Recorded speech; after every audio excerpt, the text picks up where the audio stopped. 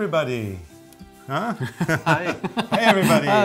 And welcome to our YouTube channel. We are as always your hosts Arne and Carlos, and today we are here on a Sunday episode with the project that we're usually doing on Wednesdays. If you have been following us this year, you know that we started a quarantine knit along in March when we were under lockdown. Then we both got sick with COVID. Then we recovered and we had to stop the quarantine podcast, but we started again in September of this year of 2020. We started Sit and Bit for a Bit with Arne and Carlos. And Sit and bit for a bit. Sit and knit. Sit and knit. Knit and sit for a bit. Sit and knit for Sit a and bit. knit. Oh God, you really confused me now. Sit and knit for a bit. We started Sit and Knit for a Bit again, the quarantine podcast, but with a new name. And we're still doing the project. We're still doing blocks, and we're making them into a blanket. Like this. And we've already done this. We've already shown you guys how to do this in one of our quarantine podcasts back in April, I think it is, but we decided that we wanted to do a regular Sunday episode with this because it will make it easier for everybody to find it, because now when people ask how do you sew them together, we can just say, well, check out the episode how to sew the blocks from Sit and Knit for a Bit into a blanket. Actually, it makes it easier for you to tell people where they can find it. Yeah, absolutely. Because we don't remember. Yeah, we don't remember where we put it. We don't remember which episode. episodes.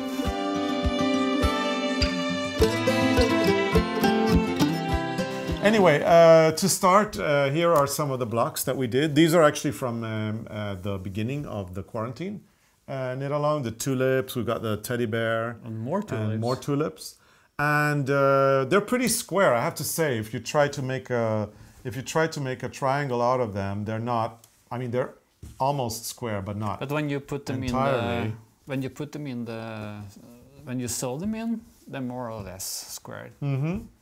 And So, Arne, do you have some tips? How do people make these to be as square as possible? I think a lot of people don't include the cast on as a needle.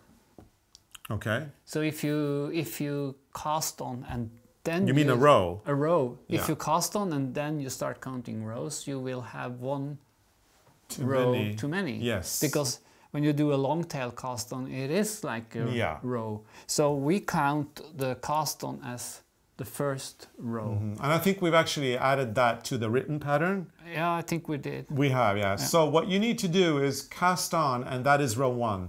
So the second row you're going to do, which is a purl row? Yeah, or is it a the knit row? first is a long tail cast on, and then you purl, Yeah. and then you knit, and then you purl back, and that's when you start the pattern. Yeah, so the long tail cast on row counts as a knit row. Yeah, And then you'll get into the rhythm of this block, and hopefully it will be a little bit more square. Yeah. Okay, so I've done my blocks, right, Arne, and kind of they're right out of the needle. Next thing I want to do is I want to press them with an iron. Yeah, and we use, as normal, we use a hot towel, wet towel and a hot iron, and we just put them with the knit side down, and then we place it on top and we press, and then we turn them and we press. Yeah, and we like doing that because what we do is we do many of these. Say we'll do 3, 4, 5, 6 of them, and then we'll just press them at the same time. Goes quicker, and remember, you take out the iron, press, put it away. However, a lot of people love pinning them down, and that's also another way to do them. You wet them, you put them, and then you pin them with your pins, and you let them dry. I don't know how long it would take to dry. Then you have to wait for a while. But then you have to wait, and it's out in the way.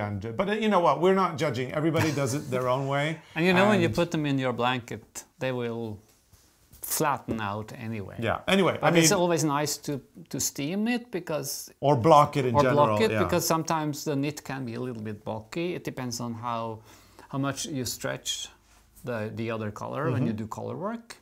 Yeah. So sometimes people pull too much and then it will be bulky. But sometimes it helps to steam it. Yeah. So I've done that now. I've got 3. I kind of steamed these, just before we started here. And now, Arne, how do I connect these to my main blanket?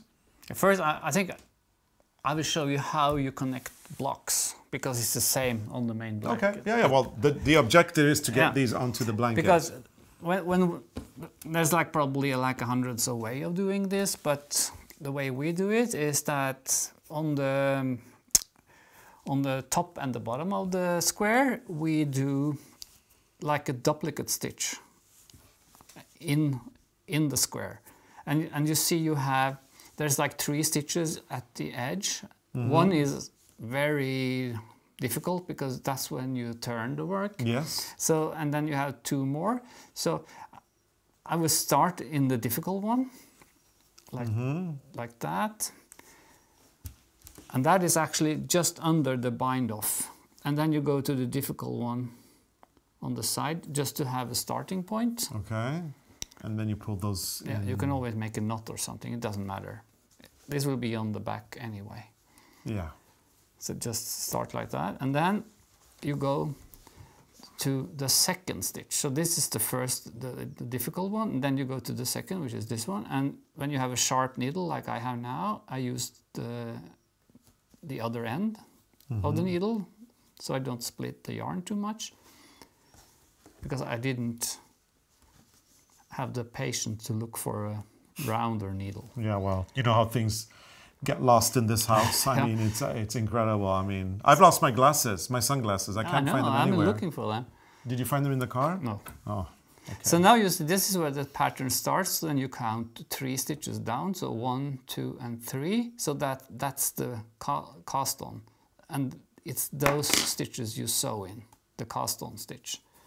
So you make like a duplicate stitch. So you go back in the stitch where it came from, and you pull it through. Very nice.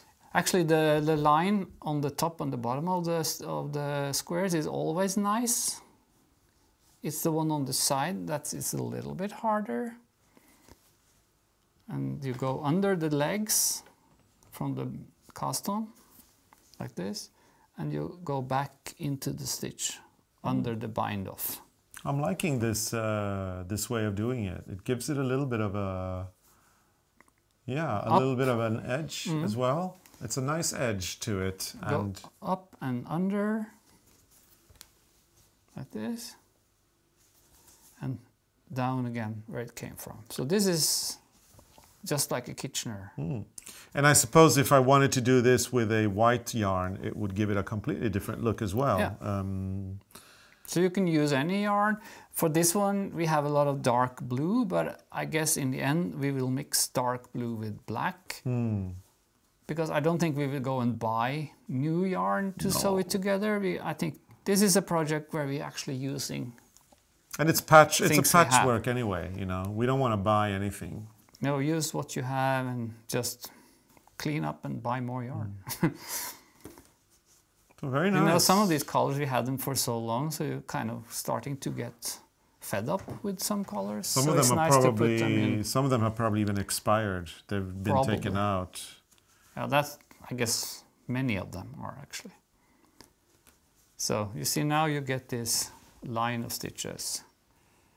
I think the word is discontinued. Discontinued. Yeah, we get that a lot when we order yarn. Yeah. Oh, sorry, that color is discontinued, and you're like, and that's a problem. Like, ball to finish my project. Yeah, if you did this and you gave people the color codes, that could be a problem because it takes time to finish something, especially for us, because we tend to make UFOs. So by the time you're finished, the yarn is gone. Yeah, and then they say, "Oh, it's discontinued." That's not a very fun word in the when you're in the hobby, you know, in the crafts business. So, see, that's how you do it on. Very nice. On the bottom of the square and on the top. Then on the side, I can show you that. So new yarn. New yarn. I'm not going to sew everything together because that takes. So you're going to use this one now? Yeah.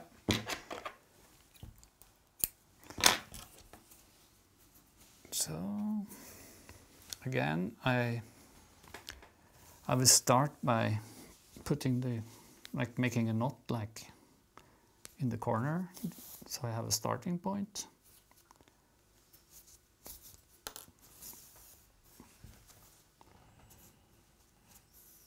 So like that. But there's like probably like 100 ways of doing this, but this is how we do it. Or yeah, that's the look that we decided we wanted for it. And now you see, you know that from the edge of this pattern, you see there are 2 lines of stitches, and then this is the impossible one where you turn, and the same on this one. So when you sew them together on the sides, you go in the second, and not the last one, but the next to the last one on this side. And again, you see that you have the right stitch for the beginning. So you go in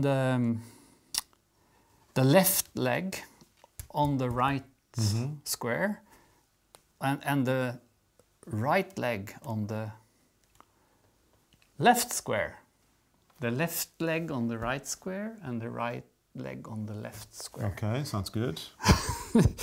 So you go in the legs like this, and then you go down like in the impossible side, and you go up.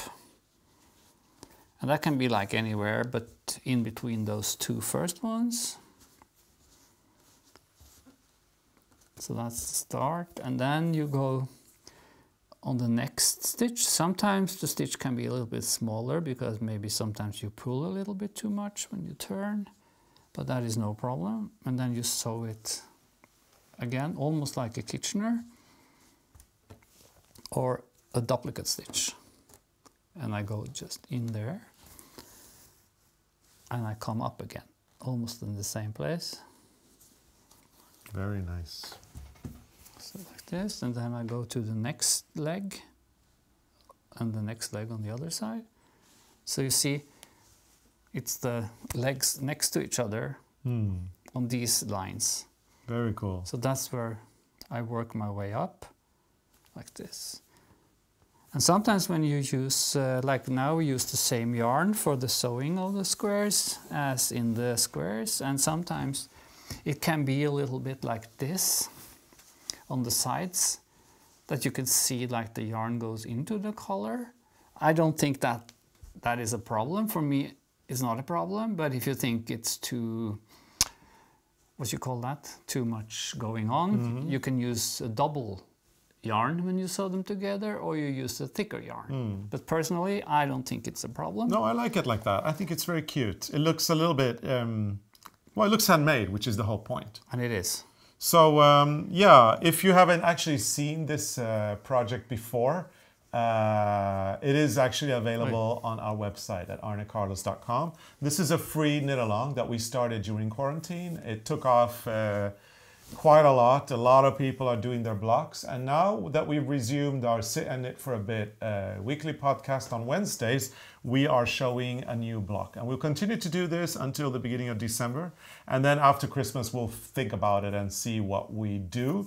We have to finish the blanket. Well, we do have to finish the blanket, and we will finish the blanket, that's a promise. Now, if you have never done this project and suddenly feel enticed to do it, what we can say is go to the blog, go to arnecarlos.com, visit our blog, and look for any blog post that has the words "sit and knit for a bit." Now, I would look for the latest one, and we're gonna we post a new blog post every Wednesday as well. So every other blog post on our blog should be about sit and knit for a bit. So look for the latest one, and then when you open that blog post, you will see the project. You will see the pattern of the latest block, and you are going to be able to not only download the latest block, but if you continue reading, you will find the whole pattern, and you will also find all the previous blocks that we've made.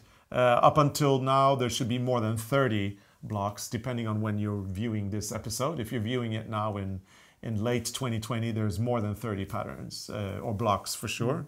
And all you need to do is download them, they're free. And just enjoy this. Now I want to mention one little detail.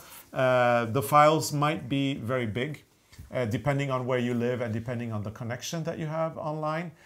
Don't click and expect them to pop up like this. If you have a slow connection, it may take a minute or so. So a little bit of patience is what we recommend, and I'm sure that you'll be able to get your blocks eventually. Should we repeat some of the tips for the knitting of the squares? Yeah, let's do that. So, remember the cast on, that is needle.